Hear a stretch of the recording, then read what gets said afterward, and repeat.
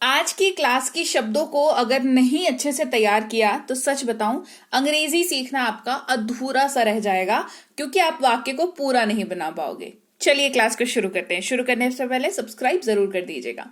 सबसे पहला शब्द है माई, जिसका मतलब होता है मेरा, मेरी, मेरे। इन तीनों की ही जगह पर आप अंग्रेजी में माई वर्ड का यूज कर सकते हैं। आप लड़के हैं तो भी कर सकते हैं, लड़की हैं तो भी कर सकते हैं, कोई अलग अलग इसमें है नहीं इशू। माई जो है वो कोई भी यूज कर सकता है ये वाला वर्ड। जैसे आपको अगर कहना हो कि ये मेरी कार है तो कहेंगे दिस इज माई कार। यह मेरी कार है, दिस इज माई कार। अब ये बात जो है एक बच्चा भी कह सकता है, एक बूढ़ा भी कह सकता है, एक लड़की भी कह सकती है और एक लड़का भी कह सकता है। So this is my car, ये जिसकी होगी वही कहेगा बस, ठीक है। अच्छा, फिर है जब आपको ग्रुप की बात करनी हो, उस ग्रुप में जिसमें आप इंक्लूडेड हैं, मतलब आप भी उस ग्रुप का हिस्सा हैं और आप ही बात कर रहे हैं, तो आप हम क्या यूज करते हैं? हम यूज करते हैं हम लोग, हम सब, ठीक है। इस तरीके के वर्ड्स हम लोग हिंदी में यूज करते हैं। इंग्लिश में क्या यूज करेंगे? इंग्लिश में यूज करेंगे वी। क्या यूज करेंगे? वी, WE, जैसे हम लोग क्रिकेट खेल रहे हैं, वी आर प्लेइंग क्रिकेट। तो इसको याद रखने के लिए मैंने यहां पर क्रिकेट का एग्जाम्पल लिया है। तो क्यों क्रिकेट का एग्जाम्पल लिया है? बिकॉज क्रिकेट जो है वो एक टीम गेम है, राइट। तो टीम में कौन होता है? आपसे ज्यादा लोग होते हैं और आप उसमें इंक्लूडेड होते हैं। तो इसीलिए आप क्रिकेट के माध्यम से, बिकॉज क्रिकेट तो हम सबको ही पसंद है और भाई आजकल के तो भाई हमारे भाई बढ़िया ही चल रहे हैं, नहीं? तो जो है क्रिकेट से आप वी वर्ड को यूज करना याद रख सकते हैं। फिर है हमारा, तो हमारा, हमारी, हमारे। अगर आप यूज कर रहे हैं हिंदी में तो आप आवर वर्ड का यूज करेंगे। यहां पर हम बात बिलोंगिंग्स की जब करते हैं, अपनी और अपने लोगों की, तो हम आवर का इस्तेमाल करते हैं। जैसे ये हमारा घर है, दिस इज आवर हाउस।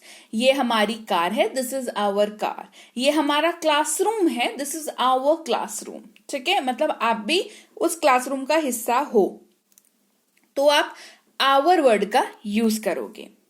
फिर अगर आप अपने वाक्य में तुम, आप या तू, इन जैसे शब्दों का इस्तेमाल कर रहे हैं, क्योंकि हमारे पास हिंदी में क्या है, हम बड़े को आप कहते हैं, हम छोटों को तू तड़ाक से बात करते हैं, दोस्तों से तू तड़ाक से बात करते हैं, या जिससे बहुत क्लोजनेस नहीं है उसे तुम करके बात करते हैं, और हमें ऐसा फील होता है कि हाँ हम उम्र है या हमसे छोटा है तो तुम करके बात करते हैं। क्लियर?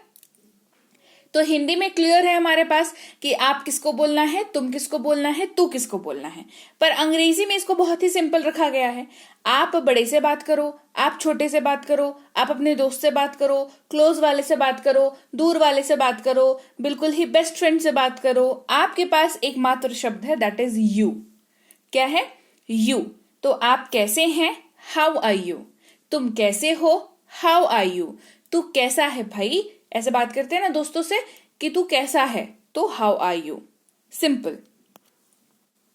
इसके अलावा हिंदी में हम लोग बहुत बार तुम लोग, आप लोग, तुम सब ऐसे करके भी बात करते हैं ना, कि तुम सब यहां आ जाओ, तुम लोग जा सकते हो, आप लोग कल आ सकते हैं, ठीक है। तो यहां पर भी हमें यू का ही इस्तेमाल करना होता है, लेकिन यू के साथ जो है ऑल वर्ड का यूज हो जाता है।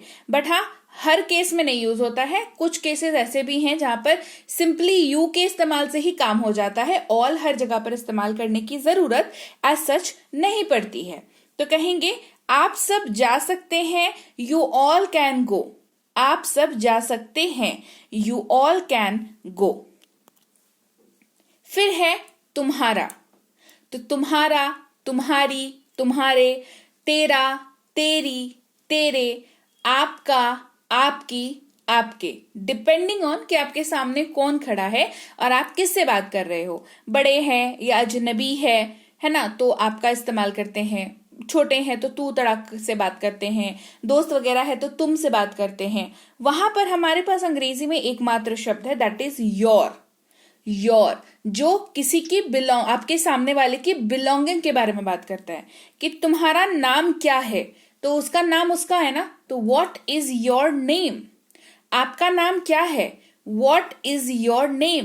तेरा नाम क्या है? What is your name. Clear हो गई बात? फिर वह या उसे, हिंदी में यूज कर रहे हो और ये यूज जो है किसी पुरुष के लिए कर रहे हो, किसी मेल के लिए कर रहे हो, तो ही वर्ड का यूज करेंगे। वह जा रहा है, ही इज गोइंग। वह जा रहा है, ही इज गोइंग। उसे या उसको अगर ऐसा यूज कर रहे हैं और वो भी पुरुष के लिए यूज कर रहे हैं, मेल के लिए यूज कर रहे हैं, तो हिम का इस्तेमाल करेंगे। जैसे उसे यहां बुलाओ, कॉल हिम हियर। उसे यहां बुलाओ, कॉल हिम हियर। अगर उसका, उसकी, उसके की बात कर रहे हैं हिंदी में और ये बात भी हम किसी पुरुष के लिए कर रहे हैं, तो हिज वर्ड का यूज करेंगे। ठीक है, यह उसका घर है, दिस इज हिज हाउस। यह उसकी कार है, दिस इज हिज कार।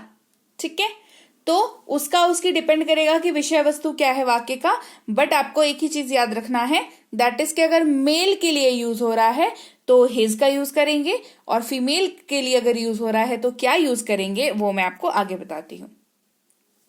शुरुआत करते हैं वर्ड शी से। जो अब कभी भी किसी महिला यानी कि फीमेल को संबोधित अगर आप कर रहे हैं, वह या उसे का इस्तेमाल करके अपनी वाक्य में, तो अंग्रेजी अगर उसी वाक्य की बनानी हो तो शी वर्ड का यूज करेंगे। ठीक है, किसका यूज करेंगे? शी का। वह जा रही है, शी इज गोइंग। वह जा रही है, शी इज गोइंग। उसे या उसको अगर किसी महिला फीमेल के लिए यूज कर रहे हैं तो हर वर्ड का यूज करेंगे, HER, हर। उसे यहां बुलाओ, कॉल हर हियर। उसे यहां बुलाओ, कॉल हर हियर। फिर अगर बिलोंगिंग की बात कर रहे हैं, उसका, उसकी, उसके, और ये बात किसी महिला के लिए हो रही है, तो भी हर वर्ड का ही यूज करेंगे। तो फर्क क्या देखा आपने? जब मैंने मेल के लिए वर्ड्स बताए तो 3 वर्ड्स बताए, ही, हिज, हिम। फीमेल के लिए बताएं 2 वर्ड बताएं, शी और हर। हर जो है वो दो रोल प्ले कर लेता है। ठीक है, उसको एक्स्ट्रा वर्ड्स नहीं चाहिए। ये उसकी कार है, दिस इज हर कार। फिर हमारे पास है वर्ड यह। हम लोग हिंदी में अगर यूज कर रहे हैं तो अंग्रेजी में उसकी जगह पर इट वर्ड का यूज करते हैं। किसका यूज करते हैं? IT, it. जैसे यह संभव है, इट इज पॉसिबल। यह पॉसिबल होने का मतलब कोई ऐसी चीज जो संभव हो, जो करी जा सके, तो उसको कहते हैं कि हाँ ये तो पॉसिबल है ना, संभव है। तो यह संभव है, इट इज पॉसिबल। यह संभव है, इट इज पॉसिबल। ठीक है, तो बिल्कुल ही बेसिक वाले वर्ड है ये। अगला वर्ड है हमारे पास वे लोग, वे सब, ये लोग। इस्तेमाल करते हैं शब्द दे का।